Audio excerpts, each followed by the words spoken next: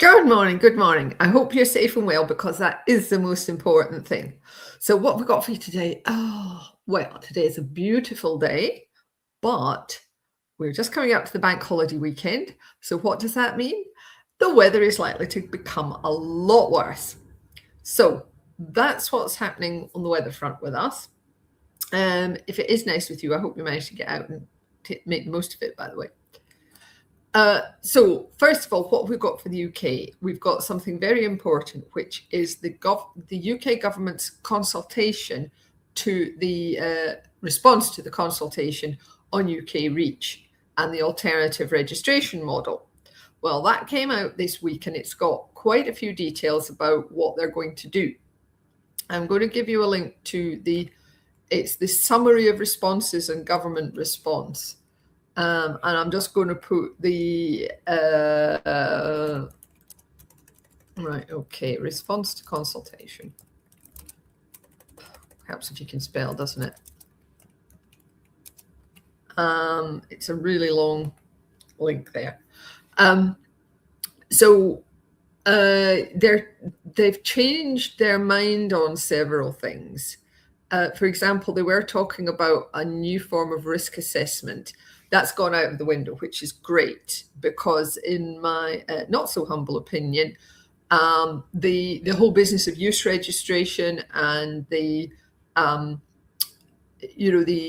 doing the risk, the scenario assessment that goes on into the annex of the SDS, all that kind of thing from the chemical safety assessment. It is so broad as to be useless. It doesn't reflect things on the ground, and the targets that come out of that are ridiculously overly precautionary. So the DNLs and the PNICs, and the whole thing is just a waste of paper, basically. And it takes up a huge amount of time, and it should not be done. If people want to restrict what is available to the general public, then restrictions are the way to do it. I will get off my soapbox though. So yeah, it's good news that they're not putting an extra layer of complexity in. And I think that they may be going for a limited data set for things that are already registered under EU REACH, but I have not read it in detail.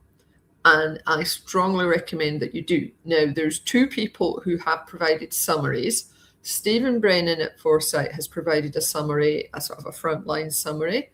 And Darren Abrahams at Steptoe has provided a more detailed summary. And Darren's talking more about this sort of what he thinks the costs will be. So I recommend you go and look both of those gentlemen up on LinkedIn because they know a lot more about it than I do. So, but yes, it's really important. We've been waiting for it for a long time. Clearly, the UK government's change in approach to looking for closer cooperation with the EU is trickling through into actual legislation in the UK now, and I think this is a reflection of it. Okay, so that's the first thing. The second thing for the EU is a shout out to Phil Rowley, one of our regular newsletter correspondents who has been a bit poorly and is back. Yay.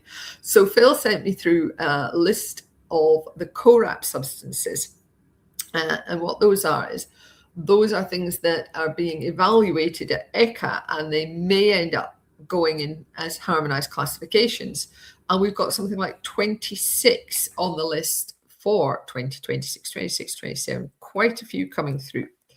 So, and they've already got some for 2027 and one for even 2028.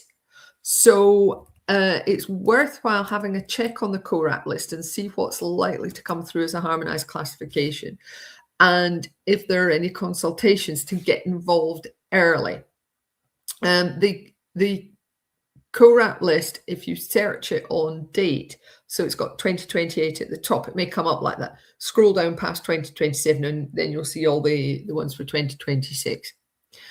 So thanks to Phil for reminding us, because we've had so many harmonized classification notifications coming through. We've got the glyphosate consultation.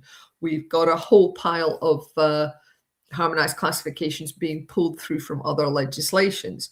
that is yet more coming through. It does make it difficult to keep up to speed with some of these things, I have to say. So that's it for the work side of things. What about reasons to be cheerful? Well, April, I thought we would do a little series of Not the 9 o'clock news. And these are just snippets. They're on YouTube's Shorts.